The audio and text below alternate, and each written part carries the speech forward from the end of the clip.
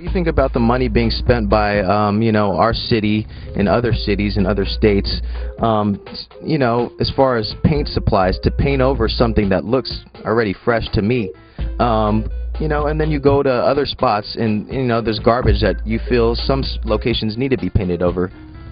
Well, there's two aspects to that question. One aspect is that the city's going to do what the public wants it to do. So in neighborhoods where there's just a lot of tagging up in a neighborhood and just kind of random tagging, they're going to get on the city's case to cover that over, and you know, that's just the way it is.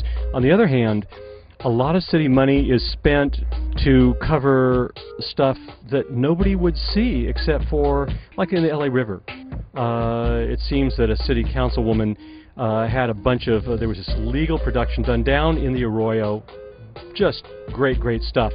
And this city councilwoman was very upset that the city was allowing that to happen, so even though she's not copping to it, she allowed a bunch of those to get buffed over, to be painted over. Now, nobody sees those things except for graffiti writers down the river or homeless people. Nobody's complaining about it, and so there is a tremendous amount of city money that's being spent stupidly, wastefully, on stuff that nobody would see except for graffiti writers. And also there's a lot of questions about kickbacks, the money. It's a whole industry. Anti-graffiti painting or graffiti abatement is a big industry. A lot of people making a lot of money. They're using bad paint. According to one anti-graffiti activist, the city is totally corrupt because they're getting people to use thin paint, so they have to repaint, which costs the city more money. So it's an absurd waste of money in many cases. I agree. I completely agree. As far as around Los Angeles, can you describe for me some of your favorite murals of all time? You know, I've been looking at this stuff and documenting it nonstop for the last 17 years. I've been looking at it for the last since '84, and so there's been too much good work to really pick.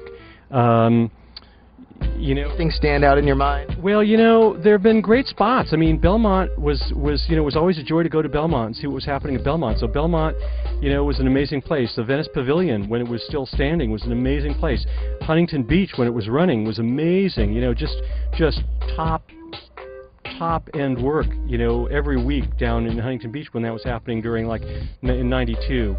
And then, of course, there's still good stuff in the walls of Huntington Park. There's still some stuff that happens on Slauson, South Central. So there are little spots around the city. It just depends on who came strong that week.